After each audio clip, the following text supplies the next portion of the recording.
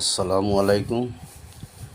আমি মাননীয় সংসদ সদস্য জনাব সাইদুল হক সুমন সাহেবের ব্যারিস্টার সুমন সাহেবের উদ্দেশ্যে একটা ভিডিও করতেছি।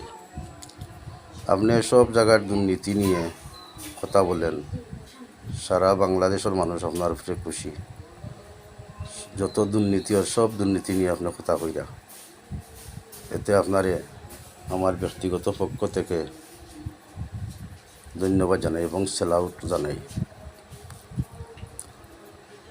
একটা বিষয় আপনি কথা মাতলে এই দেশের অনেক গরিব জনসাধারণের অনেক উপকার হইত। ওই যে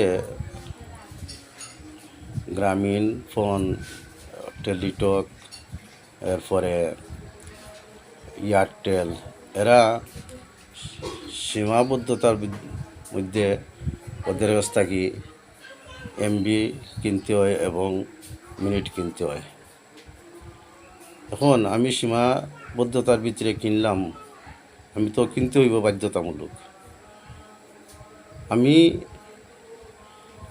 2 দিনের এমবি কিনলাম বা 2 দিনের মিনিট কিনলাম, তখন আমার 2 দিন এই মিনিট এমবি মাত্রা শেষ হইল না, এমবি শেষ হইল না, মিনিট শেষ হইল না, 2 দিন পরে এগুলা নাই।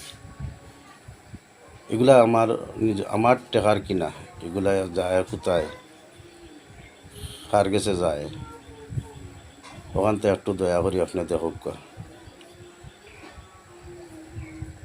ও বিষয়টা আপনি একটু দেখুক যে টেলিযোগাযোগ মন্ত্রীর লগে একটু আলাপ করুক, আলাপ করি ওখানটা আপনি দেখুক। আমি আজকে 1 সপ্তাহ দিয়ে কিনলাম মিনিট, এখন আমি অর্ধেক কথা কইলাম, অর্ধেক মিনিট রইল, আমার মিনিটগুলা নাই 1 সপ্তাহ পরে।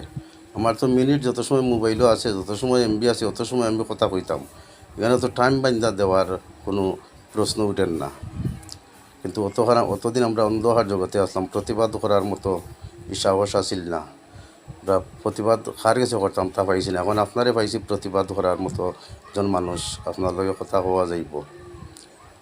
এর কারণে আপনার উদ্দেশ্যে ভিডিওটা করলাম। দয়া করি আপনি অর্থাৎ একটু দেখুক, এই বলিয়া বিশ্বাস করলাম। আল্লাহ হাফিজ।